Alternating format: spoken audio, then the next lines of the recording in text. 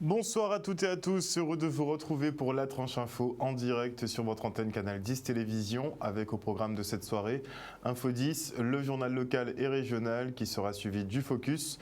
Une heure de débrief, mais ce sera sur l'anthropologie comme d'habitude puisque nous sommes jeudi. Kalala n'est pas là, il est en Martinique, mais nous recevrons des étudiants d'Anijar. Ce sera juste après la coupure pub de 19h, mais pour l'instant place à l'actu.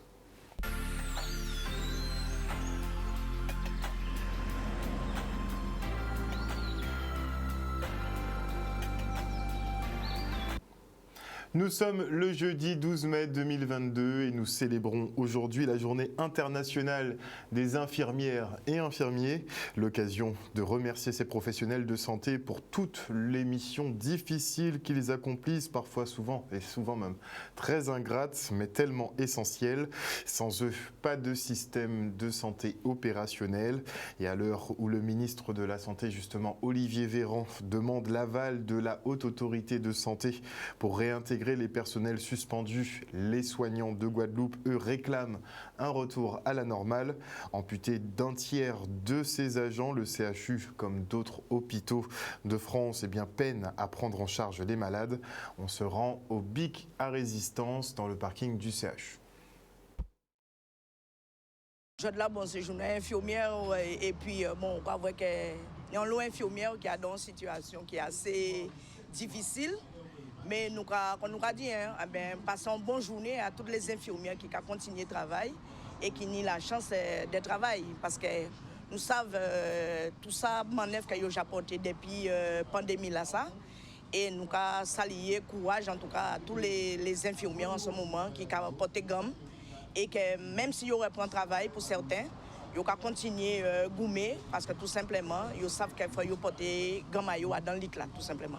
Après 7 mois quand même que nous dénonçons les violences que fait les personnels, après 7 mois nous dénonçons inaccessibilité aux soins et conséquences sanitaires sur l'accessibilité et la qualité des soins d'établissement là. On y peut dans milliers d'agents du CHU qui sont en situation inconfortable, qui d'une part ont maladie, ont une absence diverse, en tout cas.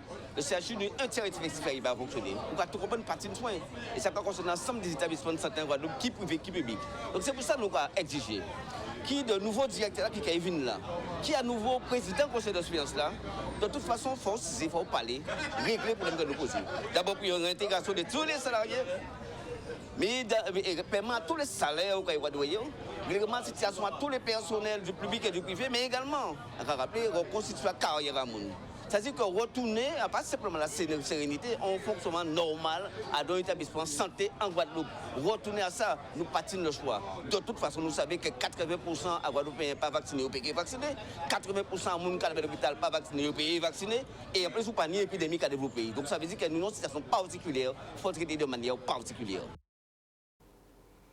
Et vu que la situation épidémiologique ne cesse de s'améliorer, les motifs impérieux depuis ou vers les Outre-mer ne sont plus obligatoires pour les passagers non vaccinés. Un test négatif à la Covid-19 au Covid-19 ne sera plus demandé à l'embarquement pour les vaccinés et le port du masque n'est plus nécessaire dans les avions. Et autre petite info santé intéressante, ça pourrait faire évoluer les mœurs effectivement ici en Guadeloupe et au-delà en France, qui sait. Eh bien, notez que l'Espagne est le premier pays d'Europe à instaurer un congé menstruel de 3 jours pour les femmes souffrant de règles douloureuses. On commence quand même à rentrer dans des logiques un peu plus humaines.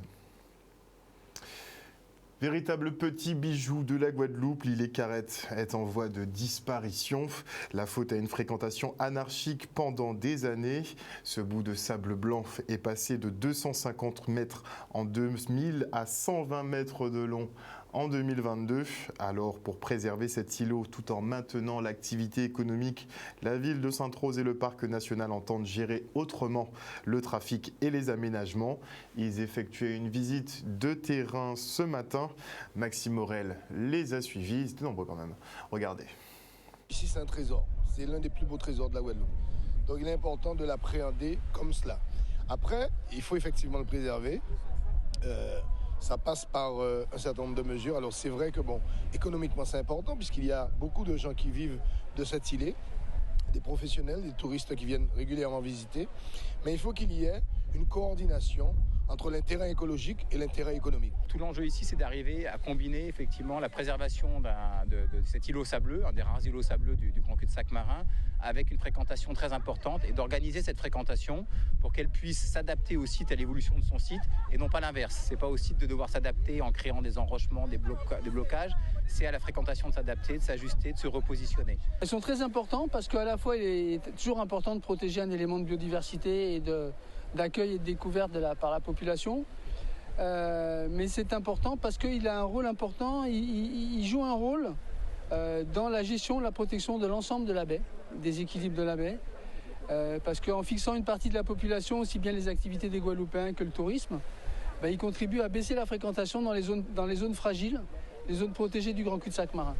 Donc c'est pour ça que nous on attache beaucoup d'importance à la pérennité de l'îlet Carrette. Il est vachement important que chacun soit bien conscient qu'il y a une mesure dans l'utilisation de cet espace et qu'il faut faire en sorte qu'il soit régénéré.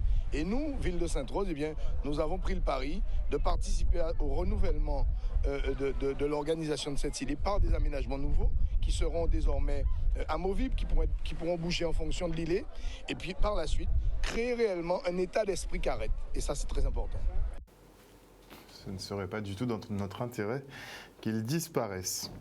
Et afin de fluidifier le trafic interîle entre la Guadeloupe continentale et Marie-Galante, la CCI rencontre les acteurs du transport maritime sur la Grande Galette. L'objectif, améliorer la desserte pour renforcer l'activité économique. Le reportage de Charlie Dagonia.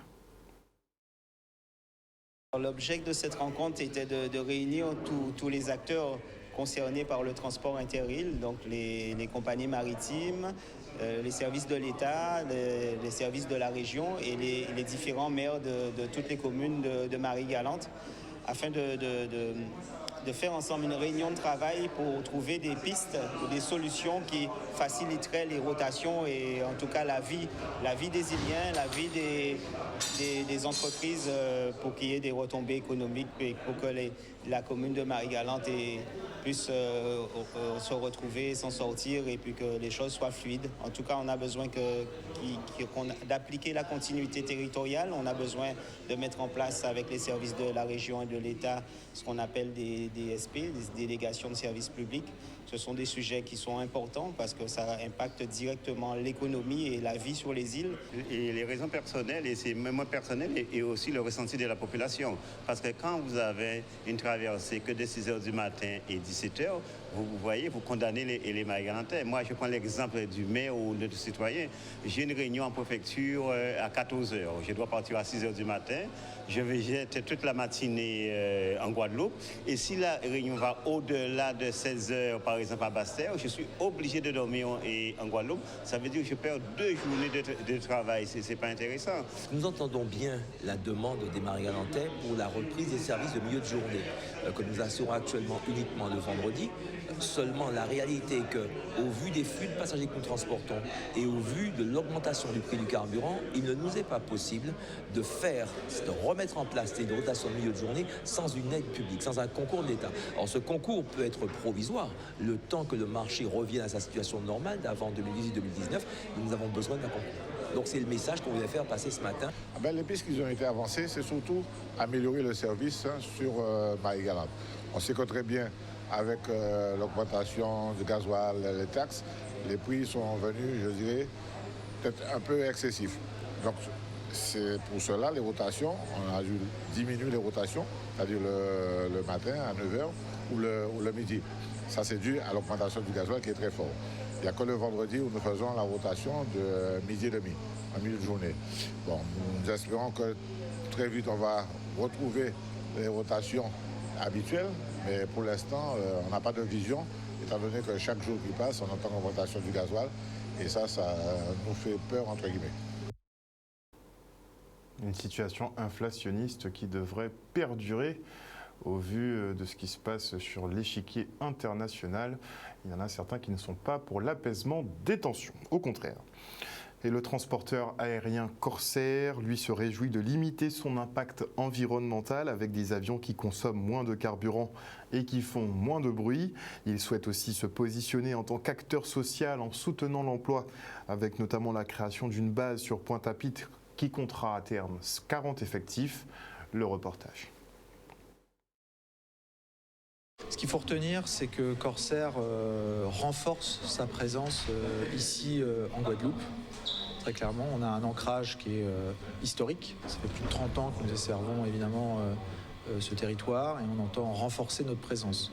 Et par renforcer notre présence, on veut montrer que nous investissons dans la qualité de notre produit, d'une part, parce qu'on renforce notre programme de vol, davantage de vols vers Paris, 2 vols par jour, le plus souvent dans l'année, toujours un vol quotidien, des vols directs vers la province aussi pendant l'hiver. Donc ça, c'est plus de qualité en termes d'étoffement de notre programme. C'est davantage de qualité avec notre nouvelle flotte. Nous avons le Néo, le 330 Néo, qui opère de manière quotidienne sur Paris-Pointe-à-Pitre. Et ça, c'est le meilleur produit dans toutes les cabines, en business, en premium économie pour nos clients. Donc on continue d'investir dans la qualité de ce que nous proposons à nos clients. Mais au-delà, finalement, de cette qualité de service et de produits, on s'investit parce qu'on estime qu'on a une responsabilité sociétale. Alors d'une part, d'un point de vue environnemental avec notre nouvelle flotte, avoir des avions, des Néo de nouvelle génération, c'est des avions qui consomment moins de carburant avec une empreinte carbone beaucoup plus faible, moins 25% de consommation de carburant par rapport à la génération précédente, moins 60% de nuisances sonores. Donc c'est absolument considérable en termes d'impact environnemental et c'est notre première responsabilité de limiter notre impact environnemental. Ensuite, au-delà, notre responsabilité sociétale, c'est de peser dans la vie quotidienne des territoires que nous desservons. Et donc ici en Guadeloupe, notre rôle, c'est de participer activement par des partenariats à la vie locale, mais aussi à la mise en avant des territoires et notamment de la Guadeloupe. Donc c'est pour ça qu'on est aussi partenaire d'événements emblématiques comme la Route du Rhum, par exemple, en novembre prochain, qui mettra évidemment en avant fortement la Guadeloupe.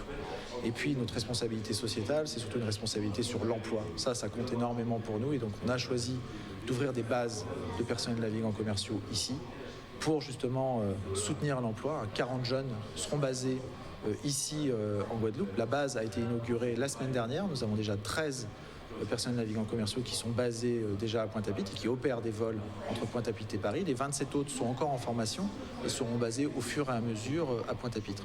Ça fait partie aussi de notre engagement de développer l'emploi localement et également au sol dans nos équipes ici locales, notamment commerciales. Nous renforçons les équipes pour relever les différents défis que j'ai cités et là aussi pour stimuler l'emploi. Et les jeudis de l'alternance, eux, font leur retour à Bémao.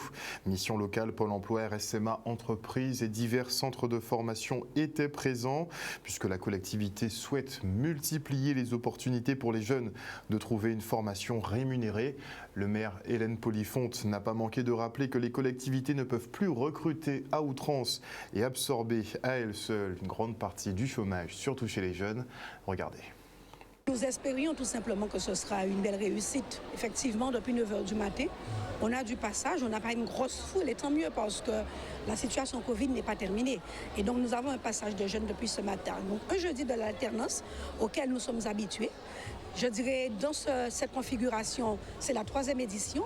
Mais il faut savoir que le jeudi de l'alternance, ça fait très longtemps sur le territoire de Bémao. Nous sommes en tout cas fort heureux, moi-même, ainsi que mon élu Jocelyne Eustache-Dalila, en charge de l'insertion, de la réussite, je dirais, de cette belle manifestation. Ce que nous voulons surtout, et je le dis souvent et je le répète, c'est de permettre aux jeunes de trouver des réponses adaptées à leurs problèmes. D'accord?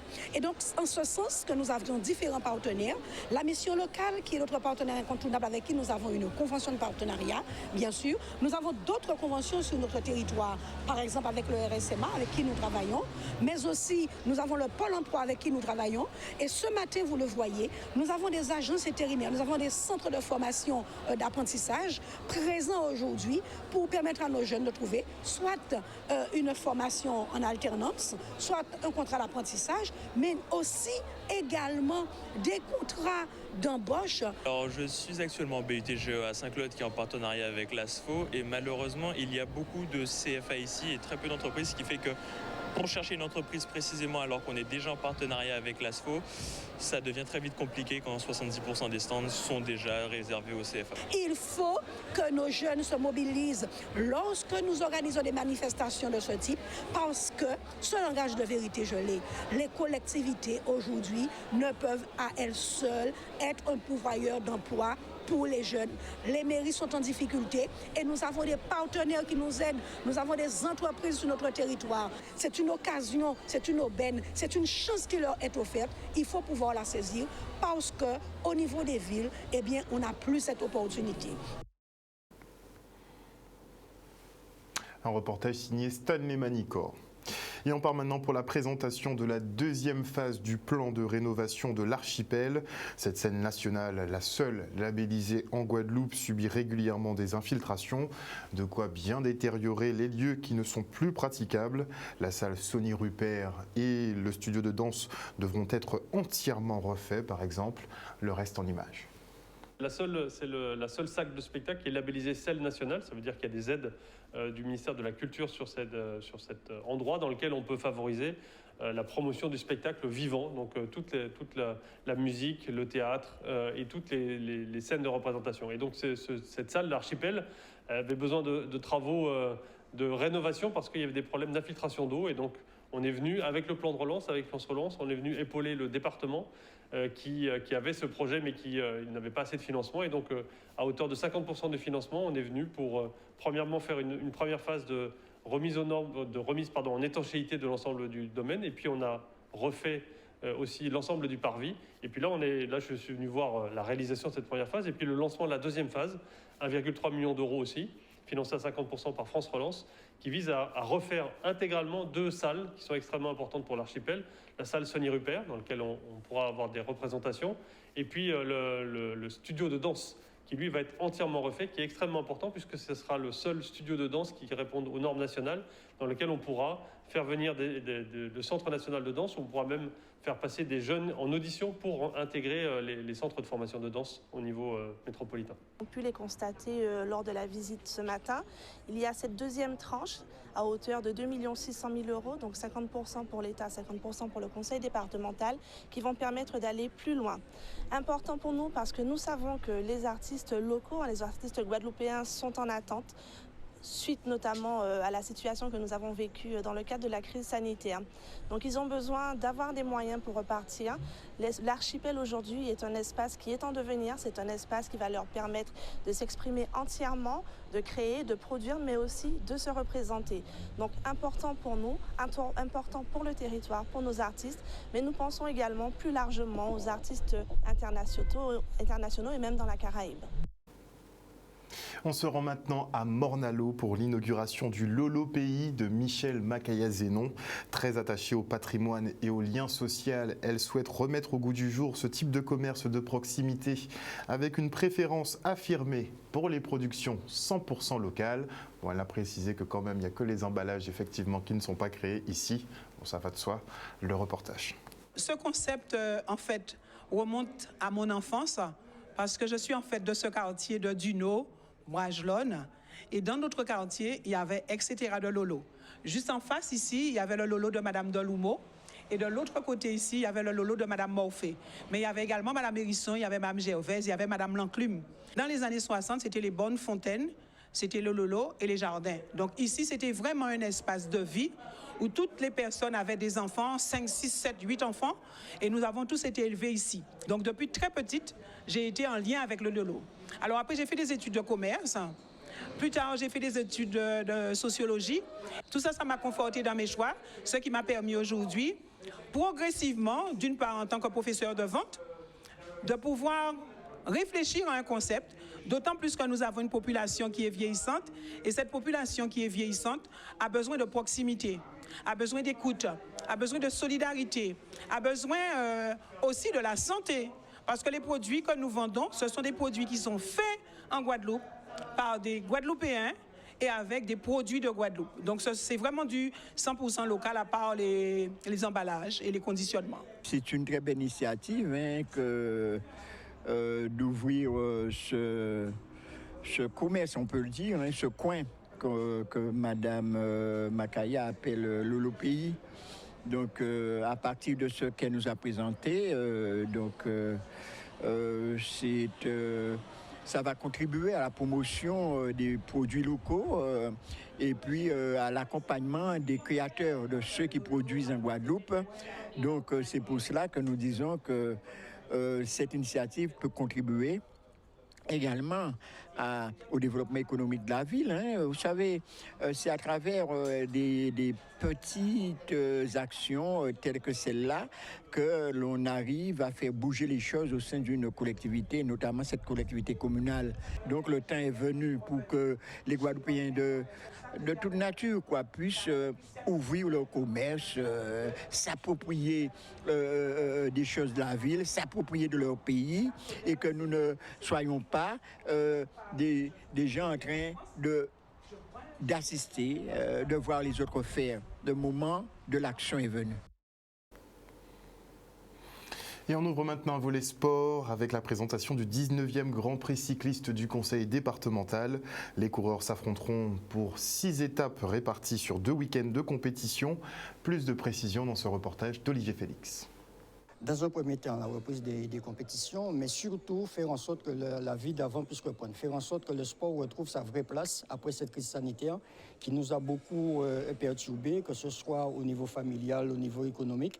Donc maintenant, il faut qu'on puisse partir sur une nouvelle compétition. Donc nous avons mis en place cette compétition à Manche de façon à que tout le monde puisse participer et faire une belle fête avec les Guadeloupéens. Une fête sportive, c'est vrai, il y aura de la performance, mais aussi une belle fête sportive pour tous les Guadeloupéens. C'est une épreuve dite associée, où il y a une succession d'épreuves à étapes en circuit ou en ligne, où il y a un classement de régularité. Donc c'est pour ça qu'on n'a pas 10 000 maillots. On n'a qu'un maillot jaune qui récompense le meilleur coureur sur les 6 manches. On a intégré les jeunes, comme je l'ai dit en préambule. On a la recherche de jeunes de talent.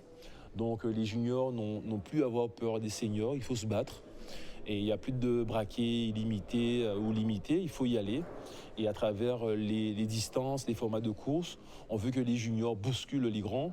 Et c'est pour ça qu'on a mis un classement spécifique pour eux dans le classement, mais pas de maillot parce qu'on veut qu'ils aillent chercher le maillot jaune. Il s'agit pour nous aussi de montrer que nous tenons compte de toute l'intégralité des communes de la Guadeloupe. Il est très important que la Désirade guadeloupéenne se sente sensibilisée aussi sur cette manifestation. Donc nous avons cette année décidé de faire cette belle étape à la Désirade pour prouver aux Désiradiens qu'ils ne sont pas des oubliés. Le conseil départemental les accompagne, que ce soit au niveau social, mais aussi au niveau du sport. Il faut savoir qu'il y a des gens qui travaillent aussi, ils sont encore en période scolaire, examen. Tout le monde n'est pas forcément fan de vélo. Donc tant qu'on peut éviter les routes nationales pour éviter d'encombrer la circulation, tant mieux. Mais on rappelle aussi qu'aux automobilistes, normalement, il y a un circulaire, dès que la voiture ouvreuse arrive, il est obligatoire de s'arrêter afin de laisser passer les coureurs pour éviter tout accident. Et ça, c'est important. Nous allons axer une campagne de communication pour sensibiliser à cette notion de partage de la route, mais surtout aussi s'arrêter quand la caravane arrive pour éviter qu'il y ait des accidents. Comme on a connu au Denis Manette avec un jeune qui s'en sort, mais malheureusement, il aura encore des séquelles. Et les équipages s'entraînent déjà dur pour la prochaine route du Rhum. Pour se mettre en jambe, Armel Lecléac de la team Banque Populaire a réalisé une petite transat test. Il est arrivé à bon port aujourd'hui. Regardez. Très content, ouais, effectivement. Sous le soleil qui se lève, on a eu quelques grains cette nuit. Et puis surtout, après une traversée très instructive, un entraînement, un vrai entraînement pour la route du Rhum, parce que c'était vraiment l'objectif de faire cette transat entre la Bretagne et ici Pointe-à-Pitre pour se préparer au mieux pour la route du Rhum qui sera le grand rendez-vous cette année. Alors on était 5 personnes, moi j'ai été à faire toutes les manœuvres, donc les 4 autres n'avaient le droit de toucher à rien en termes de réglage de manœuvres. Par contre, on avait un médiaman, donc une personne qui a fait pas mal d'images, de photos, de vidéos, pour raconter un peu ce que moi je peux vivre à bord quand je suis tout seul. Et puis 3 autres personnes qui étaient là plus pour surveiller la partie technique, essayer de trouver des éléments pour améliorer la performance, plein de détails. Donc à la fois c'était du solitaire mais avec du monde à bord, donc ce qu'on dit souvent c'est du faux solitaire, mais c'était essentiel pour bien progresser en vue de la route du Rhum.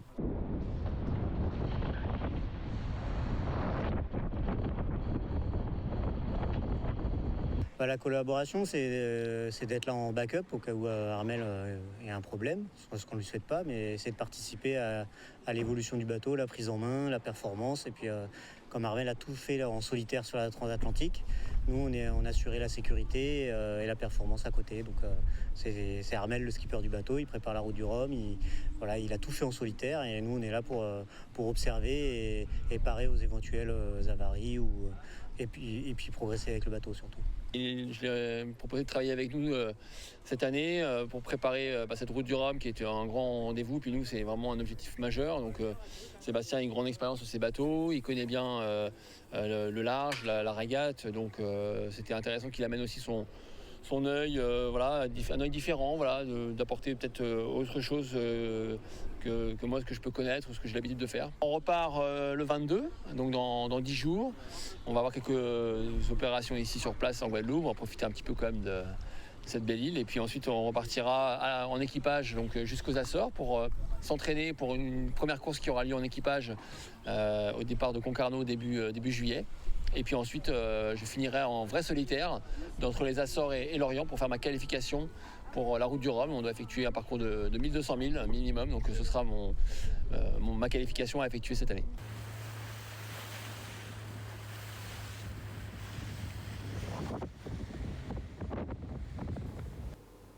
Et avant de se quitter, je vous propose de regarder ce cliché, à savoir effectivement Sagittarius A. C'est le premier cliché de ce trou noir qui a été réalisé, une véritable prouesse qui a été faite par l'équipe de recherche mondiale Event Horizon Telescope. Et effectivement, ils ont réussi donc à démontrer que Sagittarius A est bien ce trou noir supermassif qui se situe au centre de la galaxie, qu'on appelle aussi effectivement la Voie lactée. Et ce trou noir, il se trouve quand même à 27 années-lumière de la Terre, à un diamètre de 6 millions de kilomètres et une masse estimée à celle de plus de 4 millions de soleils. Il reste quand même tout petit dans l'immensité de la galaxie, puisqu'on rappelle quand même que la Voie lactée, c'est plus de 200 milliards d'étoiles. Ils estiment même peut-être qu'il y en a 400 milliards, le double, et au moins 100 milliards de planètes. On est vraiment petit. Une bonne soirée à vous sur Canal 10. N'oubliez pas que chez nous, vous faites l'information que nous diffusons. Bisous, bisous tout le monde. On se retrouve demain.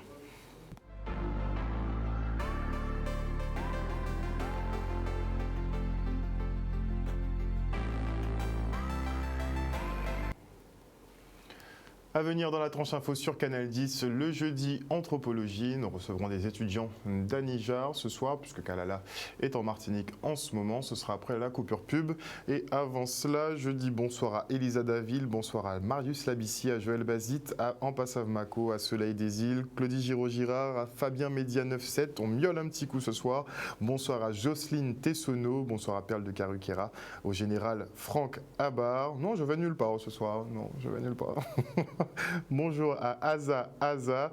Bonjour. Oui, on est très petit. C'est vrai que l'immensité de la galaxie, ça nous remet à notre place. Bonsoir à Dominique Landry, à Marie-Lou. Bonsoir à Odia Villeroy et à Georges Messager. J'espère que vous vous portez tous très bien. On se retrouve après la pub.